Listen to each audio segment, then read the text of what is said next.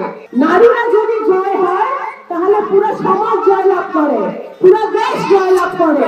ধন্যবাদ জানাই যে মহিলাগণ আজকে সুন্দর একটা নারীদের সমাবেশের আয়োজন করেছেন। আজকে আমাদের নারীরা, আমার মা বোনরা যারা সামনে বসে আছে, তাদের উদ্দেশ্যে আমি বলতে চাই যে আজকে আমি কথা বলছি আপনাদের মাঝে, আপনাদের বোন হিসেবে, আপনাদের মা হিসেবে, আপনাদের সন্তান হিসেবে। আজকে এখানে নগরকান্দা উপজেলা, সাঁওতাল উপজেলা পৌরসভায় আপনারা জানেন আমার বাবা যখন দেখেছিলেন, উনি কিন্তু এখানে যারা আমার ছোট বোনরা আছে তারা হয়তো আমার বাবাকে দেখে না, কিন্তু তাদের বাবা দেখেছে, দাদারা দেখেছে, মা দেখেছে। তাদেরকে উদ্দেশ্য করে আমি বলতে চাই যে আমার বাবা সারা জীবন কিন্তু নারী পুরুষ নির্বিশেষে সবার জন্য করছে, ধর্ম বর্ণ নির্বিশেষে সবার জন্য করেছে। আজকে আমি এই আমার মা বোনদের জন্য এই সমাবেশটা এই জন্য আয়োজন করতে বলেছি যে আমাদের মা বোনরা সংসারে কাজ করে, সারাদিন ঘর সংসার সামলায়, ছেলে মেয়েদেরকে সামলায়, তাদের পড়াশোনা দেখে, খেতে কাজ করে, বাইরে কাজ করে, ঘরে কাজ করে। ভোটের সময় তারা কিন্তু পুরুষের সাথে কাঁধে কাঁধ মিলিয়ে ঘরে ঘরে ভোটের জন্য কাজ করে না? কিন্তু আমরা তাদের জন্য একটা বিশেষ সমাবেশ কখনো আয়োজন করি না। আজকে সমাবেশ আমার নগরকান্দা, আমার সাঁওতাল সকল মা বোনদের জন্য আমি উৎসর্গ করলাম। এটা আমার মা বোনদের জন্য আমি উৎসর্গ করলাম, কারণ আমি মনে করি আমি একজন মেয়ে, আমি একজনের সন্তান, আমি একটা মা। আমি বুঝি যে আমাদের গ্রামে বা আমাদের দেশের সকল পর্যায়ের মা বোনরা কত কষ্ট করে তাদের ছেলে মেয়েদেরকে মানুষ করে, সংসার চালায়।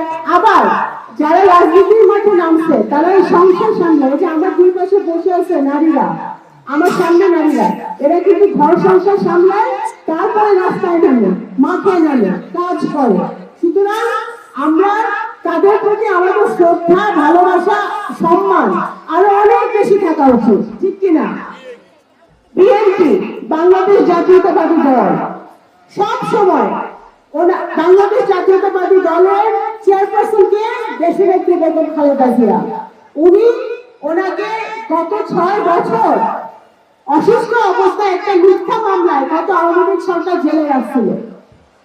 তারপরে উনি প্রধানমন্ত্রী যখন হয়েছেন 1991 সালে, স্বৈরাচার বিরোধী আন্দোলন করেছেন।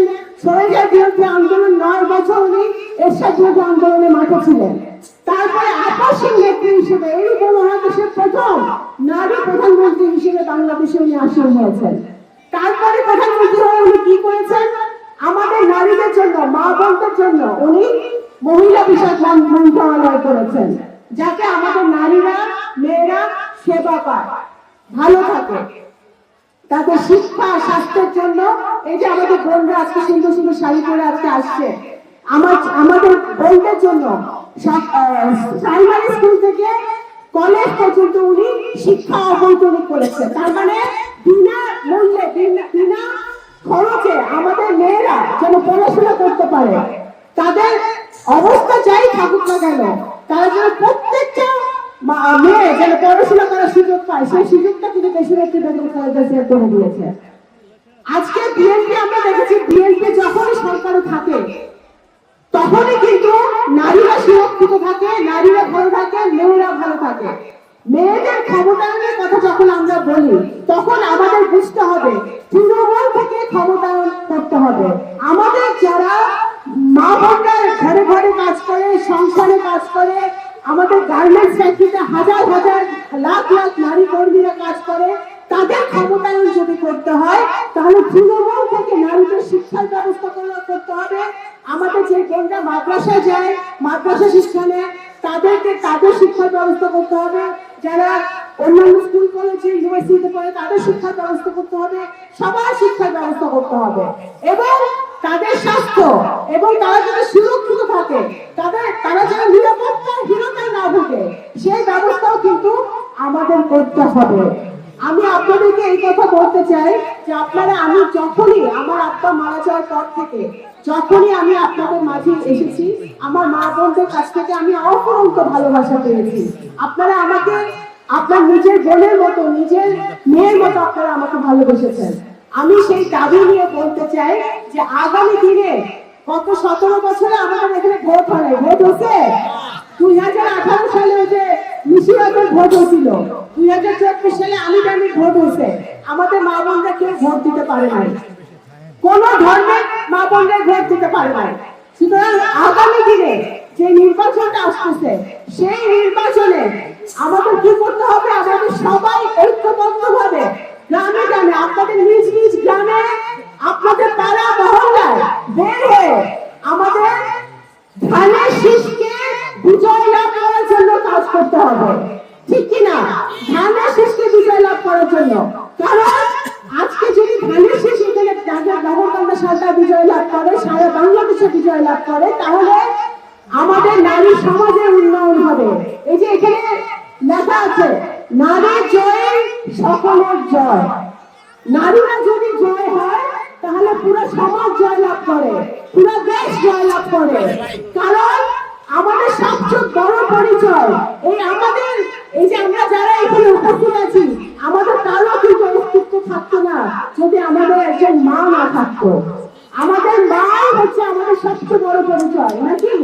তো সুতরাং আজকে মা যখন জয় হবে, মা যখন জয়লাভ করবে, সারা দেশ জয়লাভ করবে। সুতরাং সেই কথাটা আমাদের মাথায় রাখতে হবে। আমাদের ভারপ্রাপ্ত চেয়ারম্যান জনাব তারেক রহমান, উনি নারীদের জন্য অত্যন্ত সুনির্দিষ্ট উনি লক্ষ্য নিয়ে কাজ করছেন, এবং আগামী দিনে বিএনপি সরকার গঠন করলে জনগণের ভোট নিয়ে আমরা নারী শিক্ষার জন্য, নারীদের উন্নয়নের জন্য বিএনপি সকল প্রকার পদক্ষেপ নেবে। আমাদের নারীরা, আমি একটি কথা বলি, আমাদের কৃষকরা, আপনারা অনেকে এখানে আছেন যারা আপনাদের ঘরে পুরুষ মানুষের সাথে আপনাদের খেতে কাজ করেন, খেতে কাজ করেন না, যান আপনারা। আমাদের বিএনপি যদি সরকারে আসে, বিএনপি তাদের আমাদের ম্যানিফেস্টোতে আমরা দিয়েছি যে প্রত্যেকটা কৃষক পরিবারকে আমরা ফ্যামিলি কার্ড দিব। কি দিব? Family card. সেই ফ্যামিলি কার্ড দিয়ে আপনারা আপনার নিজের গ্রামে, নিজের ওয়ার্ডে আপনি সেবা পাবেন, এবং সেই সেবা, সেই ফ্যামিলি কার্ডটা দেওয়া হবে প্রত্যেকটা ঘরের যে নারী সদস্য আছে, যে মাটা আছে, সেই মায়ের নামে নারী সদস্য ফ্যামিলি কার্ডটা ইস্যু হবে, ঠিক আছে? তো সুতরাং, এবং ওই নারীকে আমরা সম্মান দিতে চাই যে ঘর সংসার সামলায়, ছেলে মেয়ে মানুষ করে, পাড়া মহল্লায় তারা কাজ করে এবং খেতে খাবারে কাজ করে, সেই নারীদেরকে আমরা সম্মান দিতে চাই। সুতরাং ওই ফ্যামিলি কার্ডটা নারীর নামে হবে, এবং সেই কার্ড ব্যবহার করে আপনি আপনার ওয়ার্ডে, আপনার ইউনিয়নে আপনি সব সেবা আপনি পাবেন।